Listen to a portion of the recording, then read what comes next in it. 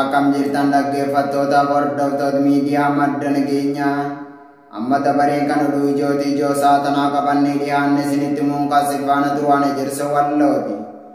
Ijoo keenya jalqabaatiin lolli waraana bilisummaa Oromoo WBO fi waraana faashistii Abiy Ahmed gidduutti deemu cimee itti fufee jiraachuun dhaga'ame. Godina Arsii Aanaa Liban Arsii keessatti waraanni bilisummaa Oromoo WBO waraana faashistii Abiy Ahmed leeluun injifannoo boonsaa galmeessee jiraachuun dhaga'ame. WBO'n Jibraan Jaalladhii Gammadaa Buttaa'ee ban Arsii magaalaa fi baadiyyaa keessa naannessuun ergamtuu bilxiginnaa irratti tarkaanfii laalessaa yoo fudhatu meeshaalee garaa garaa irraa eeguun galii mooraa qabsoo bilisummaa Oromootiif oolchee jira.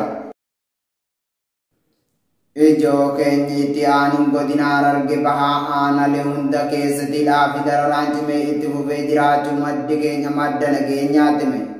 Guyyaa kaleessaa irraa eegaluun waraanni murna bilxiginnaatiin hoogganamtuu fi minxaaleeyyiin Amaara waliin ta'uun godina Harargee Bahaa aanaalee hunda keessatti qotee bulaa walga'ii jechuun manaa yaasanii dararaa akka jiran beekamee jira. Ijoo keenya xumuraatiin dhiibbaan Raashiyaan morkachuun ministeera dhimma alaa US daawwannaaf Afrikaatti taasisaa jiraachuun beekame. Ministeerri dhimma alaa Ameerikaa Antooniyo Bilaayiken dhiibbaa dhiyookaan dhageettii Ameerikaa caalmaatti guddisuuf daawwannaa taasisaa jiraachuu miidiyaaleen gabaasaa jiru. Eegaa kabajamtootaaf hordoftoota miidiyaa madda nageenyaa ijoon har'aaf qabannee dhiyaanne kana gammaa daawwattanidha.